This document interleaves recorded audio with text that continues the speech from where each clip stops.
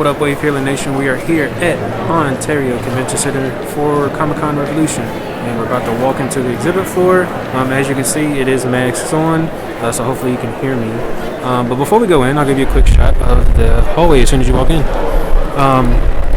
Right over here, we have the merchandise booth. Got some pretty cool stuff over there. Down here are some panel rooms, and it's all nice and decked out for Christmas, which is pretty cool. And turn this way. Here we go into the exhibit floor. So cool. To be here after 2 years.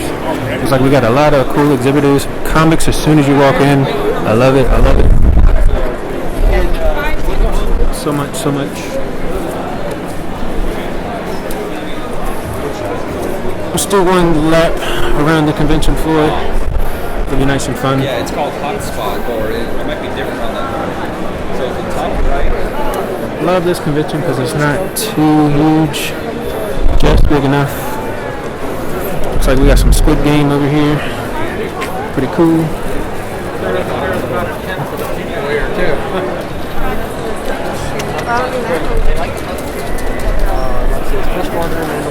And we're gonna hang right because there's not as many people over here.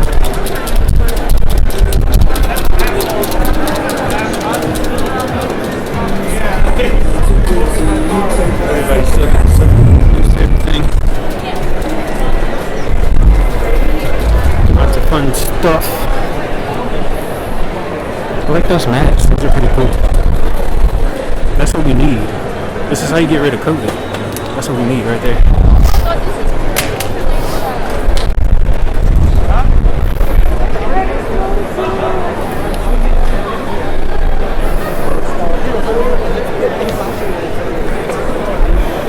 I love how you can just like turn the corner and like run into like Batman or like Darth Vader. It's pretty crazy.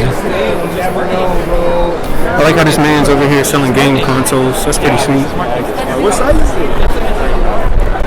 I'm just like artist alley.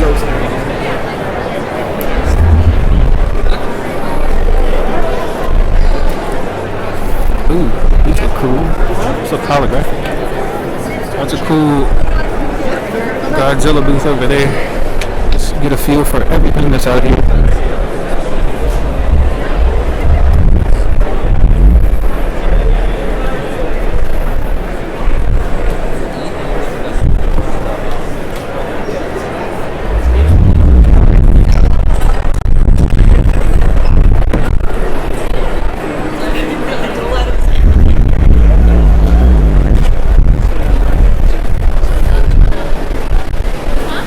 Get a little food action there, in case you get hungry. Lourdes would be dying. She would love all this stuff.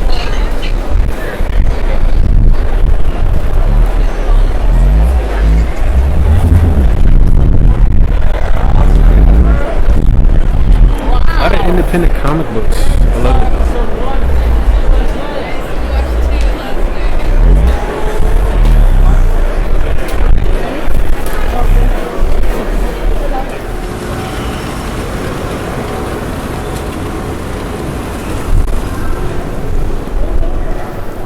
Heading in the right direction.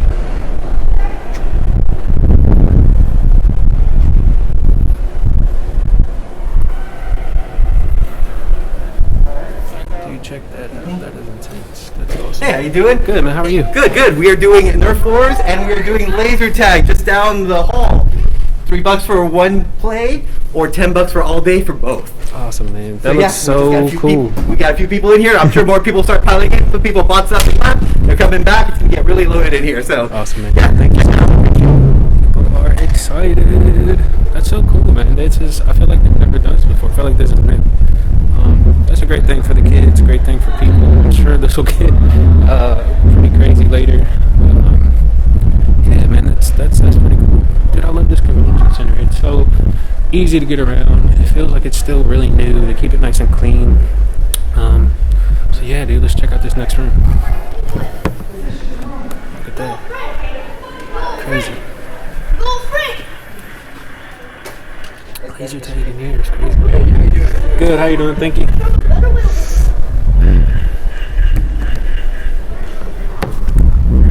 Alright, so kind of got a feel for it. Oh, I didn't show you this. If you look outside, that's where all the food trucks are. You can also, they have the lifeblood truck here. You can donate blood if you like. So you have some more options out there if you get hungry. You can take it outside. Not too bad. Whoa, look, there's still a line of people to get in. Crazy, huh?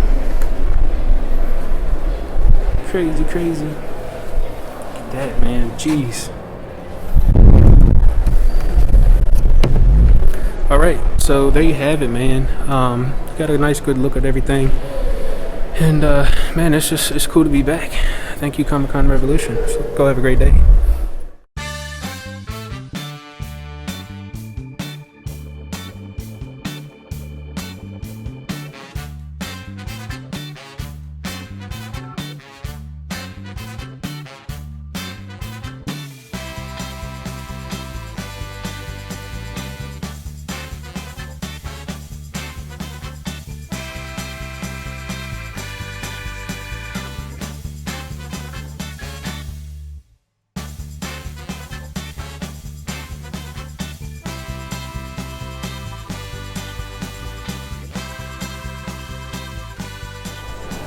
What's up, Wavehealernation? We're here live at Ontario Convention Center. I'm upstairs. I don't have my mask on, but I'm not around anybody right now. So we're good. Crazy, man. It's so cool to be back here at the Ontario Convention Center.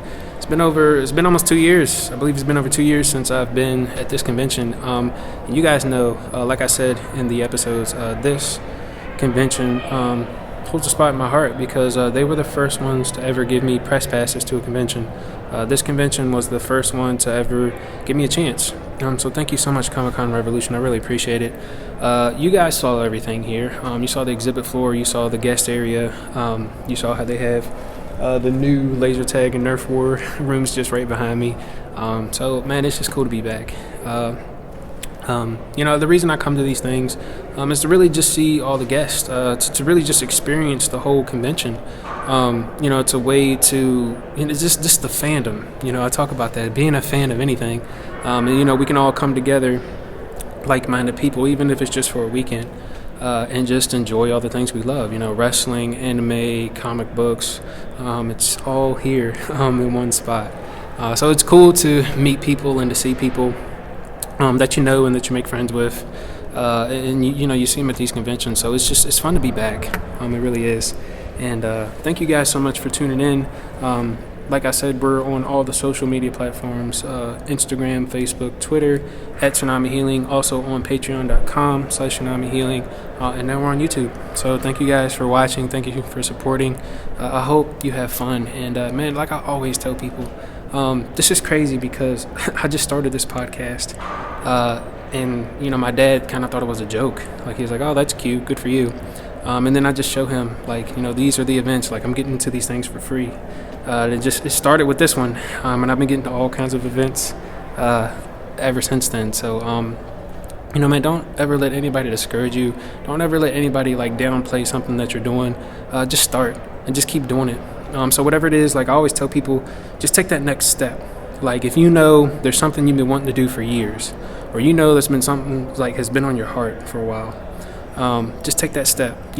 Write that blog, post that episode, write that paragraph and finish your script, or take the next step to get into grad school, or clean your room like you've been wanting to do all week long. Whatever it is that you have to do, what that thing is because it's been on your mind for a while.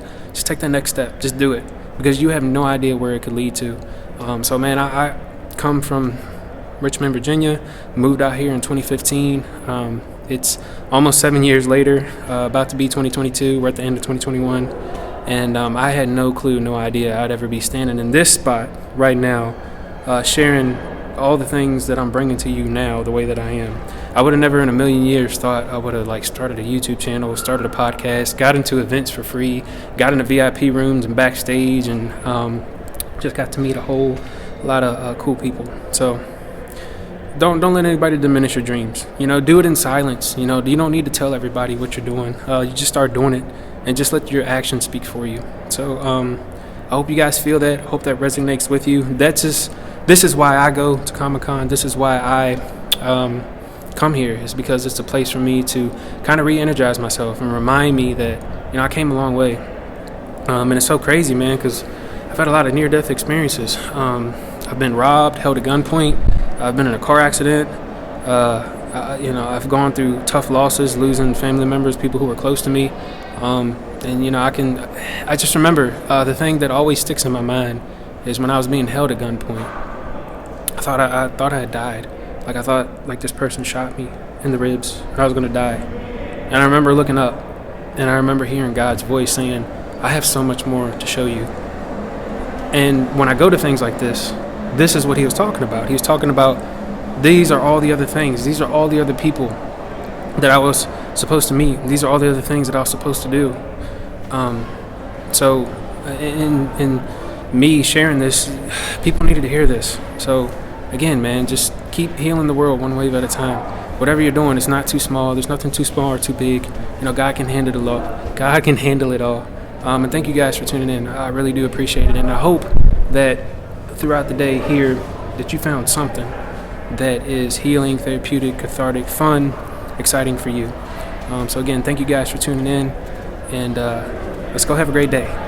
Thank you again, Comic-Con Revolution. Oh, that would be a good one. That would be a good one. Darby, you got anybody in mind? I got my ass kicked by Keith Lee like years ago, so probably not him. But I don't know. It's the shit's so stacked right now that I can't even answer that. It just seems like just focusing on what we have right now. So. Okay. Peter? If I have to pick, there's two guys, Ray Rosas and Shane Thornton. Oh, Shane Thornton's name I haven't heard in a while. All right, so let's talk a little bit about Brian. I'll start with you. Your debut was a little bit during a pandemic. A little bit. Not a lot of it. A lot of it. What was that like for you to have to come in a situation where there weren't many fans allowed to be in there? There wasn't any fans in there. But well, the rest of those are fans. Yeah, right. There was a crowd, which did help out tremendously. I didn't think it would help or be as big a difference, but it was. It was a bummer because anybody doesn't know my story. I was supposed to be at the first Double or Nothing when I was still contracted with Impact as a big surprise, and then they pulled me off there. And then I was going to debut, toward my biceps, and I got delayed again. And finally, I get to go Double or Nothing, but now there's no fans, so you only get like that one surprise, appearance thing. So, my Twitter blew up. So that was cool, but yeah, it's not got to get that because you always get a pop, for moves and stuff that happens, but to get that shock, oh my gosh, one in a moment, like when Undertaker lost at WrestleMania, that doesn't come around a lot. So that was a bummer, but just to be a part of it and come in and have such a cool match and get to kill this guy, that was cool. So Well, we remember that match, yeah. Darby, I want to ask about your first match at Fighter with Cody. What was that like for you, coming from a company, on the independent stuff like Evolve, to go right into that spotlight against arguably one of the top guys of the industry? Yeah, I knew I had a lot to prove that night, and you only get one chance at a first impression. So if there was one night to lay it all on the line, it was there. That's why I nearly killed myself in that match. But that's, it was fun to be put in that spotlight, because all I've ever said is give me the ball and you'll never get it back. And it's put up or shut up. I like being put in those moments. So.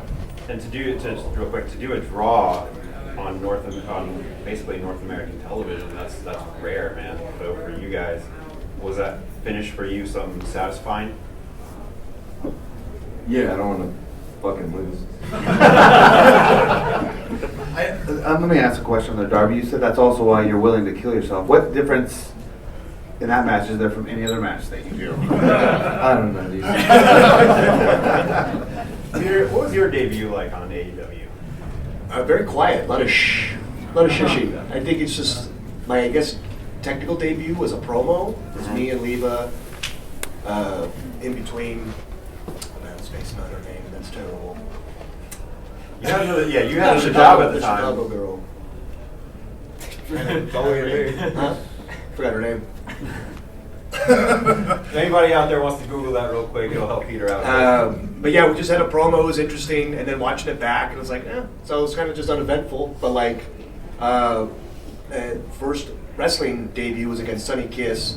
We were the pre-show in Jacksonville for one of the pay-per-views, and just the energy coming out was incredible. Like, it was, my heart was beating. It was something else. Unfortunately, I lost, but just the energy from the crowd was incredible. Just to have them hating everything about coming out to silence. I was so nervous first time coming out to just no music, because any of the music I was coming out to was something I can shake my ass to, and now I have nothing, and it felt good.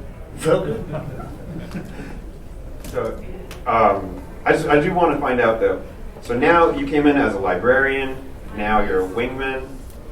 What's that transition been like for you? I wear a lot of hats in pro wrestling to pay my bills. Librarian was just one of them. I've been an adult entertainer. It's Brian's favorite entrance is watching me and Ray dance. You know, we make a lot of money doing that. So librarian was, You made a lot of money at a bachelor party too. I made a lot of money with the bachelor party. Librarian was in a way to pay bills and also wrestle too, and it just added to my persona. You know, I'm very studious. I do a lot of research.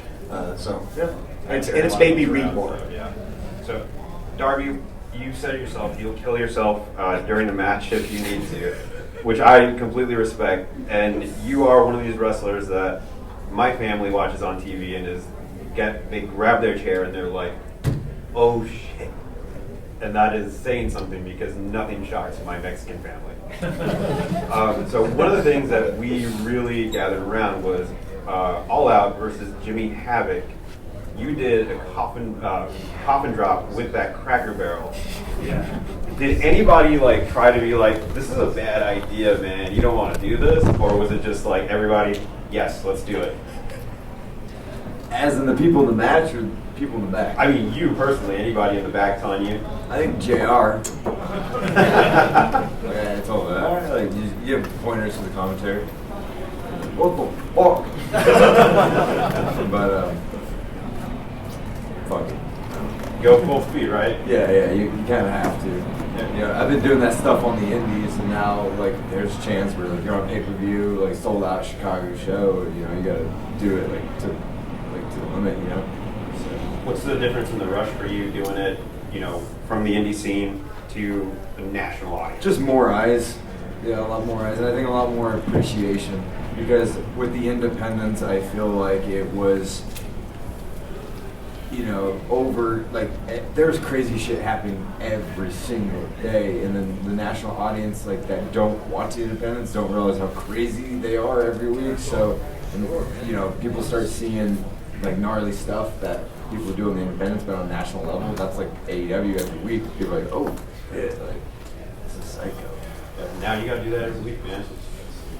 Bring it on. Right on. Brian, I've seen you wrestle in Lucha Underground, Impact, bar wrestling, which I freaking love. Yeah. Out of all the matches you've done, what's been your like roughest spot? Like I can take that back, or like this is not. Hands down, taking the Spanish Fly off the stage to the floor against Morrison and Impact, Rowan's the title. That destroyed me. I broke my back, couldn't feel the right leg. Him and Lance Storm kept on trying to end the match, and I kept on like we called the million audibles. It was horrible. That was for sure. Like, and I even thought about it. Like, we called the spot. I was like, yeah, let's do it. Then I saw it. I was like, maybe we should do it. But I was like, I don't want to be a bitch about it. Like, okay, I'll just do it. and then usually in the moment, you get the adrenaline stuff. Like, it's fine. And like, as soon as we hooked up for it, I go, no, I still don't want to take this right now. And I ended too fine, but I mean, that was the only time. Every time you get messed up in a match, the person you say, oh, are you all right? Even when you're not all right, you go, yeah, I'm all right. And Sean was like, are you all right? I go, fuck, no, not all right. But yeah, so I think that is how we all grow. By that just very active, something that makes you uncomfortable, makes you question yourself, and that's kind of what we really wanted to do with this movie. So that being said, that's the setup I want to give you. Enjoy the pickup, everybody. And then, afterwards we'll do if you have any questions, we would love to talk to you a little bit about it, and enjoy. Here's the pickup.